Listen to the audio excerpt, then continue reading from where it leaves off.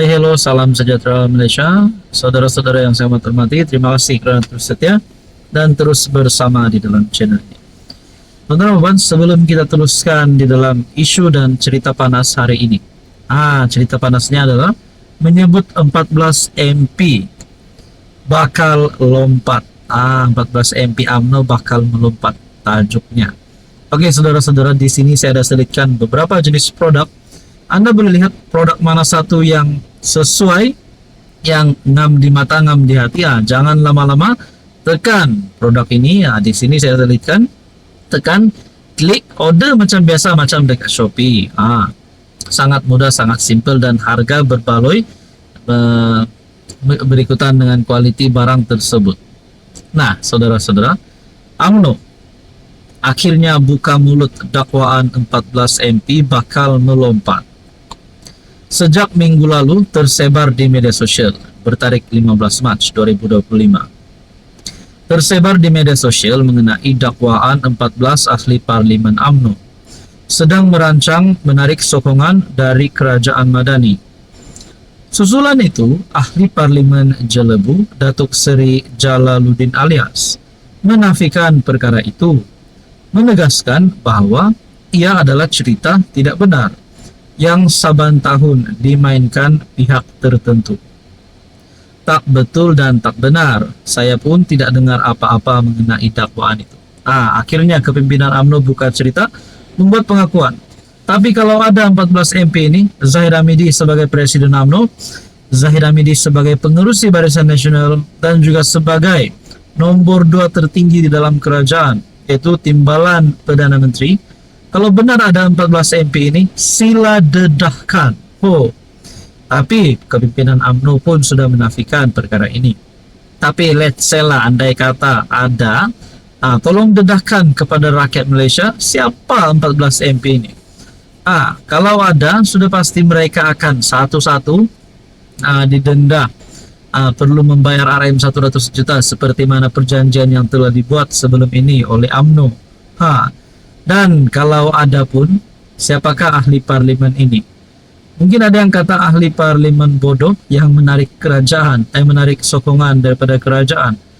Kalau betul pun, kalau ada pun 14 MP ini, beranikah mereka? Adakah mereka sanggup untuk membayar RM 100 juta? Nah, saudara-saudara, kita pun tidak tahu siapa 14 MP ini, dan kita pun tidak tahu wujud atau tidak, ataupun ini hanya sentimen ataupun satu isu yang dimainkan daripada pembangkang, kita pun tak tahu lah. Jadi kalau ada pun 14 MP ini, 14 darab 100 juta sudah berapa duit, geng? Banyak. Jadi kenapa nak tarik sokongan lagi dan sebagainya? Saudara-saudara yang saya hormati, apa komen Anda? Hai, hello, salam sejahtera Malaysia. Selamat datang ke channel Fels Lifestyle. Terima kasih kerana terus setia dan terus bersama di dalam channel ini. Saudara-saudara, sebelum kita teruskan, di sini saya ada selitkan beberapa jenis produk. Lihatlah, boleh tengok, boleh shopping. Produk mana satu yang best, yang sesuai dengan Anda. Boleh order, klik dulu, order macam biasa, macam dekat Shopee. Harga cukup berpatutan sesuai dengan kualiti barang. Oke, baik saudara-saudara. Antara perkara-perkara di depan yang menjadi antara pilihan raya yang menjadi penantian seluruh rakyat Malaysia, terutamanya kepimpinan politik daripada pembangkang, daripada blok kerajaan, adalah PRK DUN Air Kuning. Akhirnya Perikatan Nasional dalam satu keputusan, PN umum calon PRK DUN Air Kuning selepas 20 Mac. Saya tertanya-tanyalah bagi PRK DUN Air Kuning. Kita imbas kembali pada PRU 15 yang lepas, di mana KJ antara selepas PRU 15, Khairi Jamaluddin antara yang sudah keluar daripada UMNO, ditendang keluar daripada UMNO. Begitu juga Mahathir yang kalah teruk pada PRU 15. Saya tertanya-tanya, KJ hari ini tidak mempunyai parti, manakala Mahathir pula berkawan dengan Perikatan Nasional. Adakah sekiranya Perikatan Nasional akan mengumumkan calon PRK bagi DUN Air Kuning pada selepas 20 Mac ini? Adakah Tun Mahathir mempunyai harapan untuk menjadi calon? Oh, mungkin tidak mustahil juga. Begitu juga kepada Khairi Jamaluddin. Adakah KJ yang mempunyai pengaruh yang besar dan juga sosok pemimpin yang disegani dan dikenali ramai? Adakah beliau mungkin boleh ditarik masuk dalam Perikatan Nasional?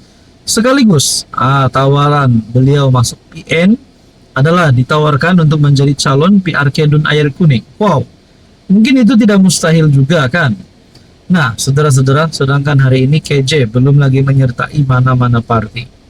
Mungkin KJ akan menyertai blok kerajaan, tapi kalau KJ menyertai blok Perikatan Nasional, blok pembangkang, rasanya itu pun tidak mustahil juga.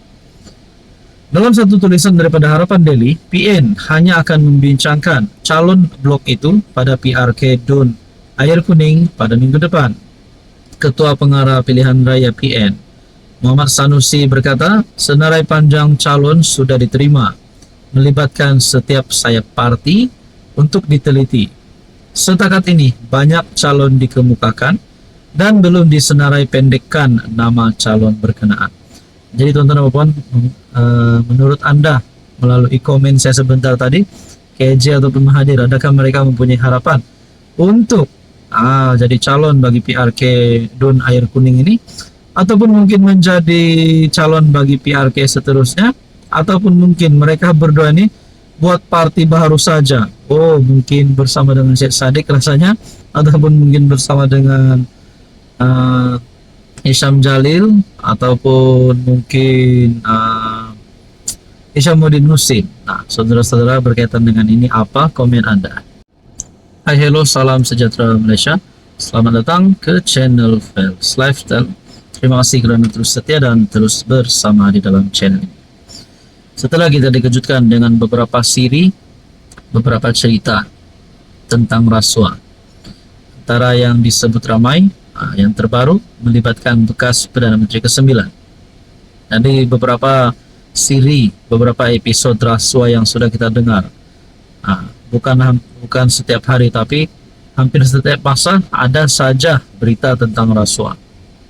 Setelah pendedahan mengejutkan yang melibatkan bekas Perdana Menteri ke-9, rupanya selain PM9 yang disiasat, satu lagi pendedahan terbaru.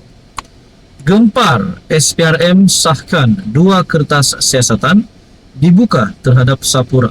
Nah, lagi ada satu lagi berita tentang melibatkan SPRM membuka kertas siasatan. Jadi saudara-saudara yang saya hormati, sebelum kita teruskan, di sini saya ada selitkan beberapa jenis produk. Anda boleh lihat, tengok macam biasa.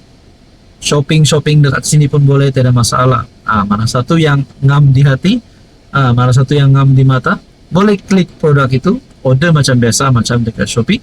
Harga cukup berpatutan sesuai dengan kualiti.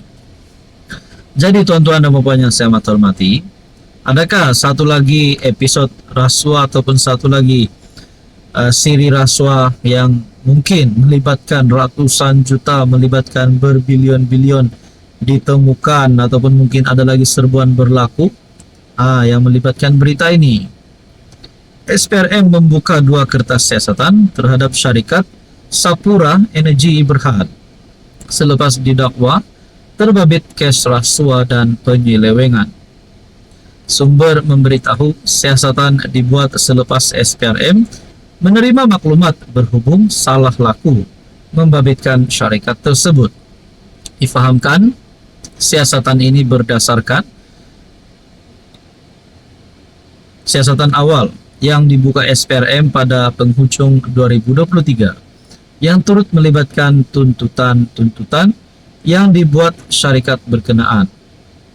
2 kertas siasatan ini dibuka menjurus kepada kegiatan pengubahan wang haram dan penyelewengan membabitkan. Tuntutan sekitar 2018 ketika syarikat itu dikenali sebagai Sapura Kencana Petroleum Berhad. Selain jenayah rasuah, siasatan juga akan memberi fokus kepada isu kelemahan tata kelola dan kelemahan pengurusan. Sementara itu, Ketua Pesuruhjaya SPRM Tan Sri Azam Baki Mengesahkan perkara itu memaklumkan kertas siasatan dibuka mengikut Akta SPRM 2009 dan Akta Pencegahan Uang Haram dan Pencegahan Pembiayaan Keganasan EMLATF PUEE 2001. Semalam Perdana Menteri berkata suntikan dana kepada SEB bukan satu bentuk bailout, sebaliknya untuk membentuk vendor yang terkesan akibat masalah keuangan yang dihadapi syarikat berkenaan. Ya saudara-saudara, kita nantikan saja apa yang akan berlaku. Apa komen Anda?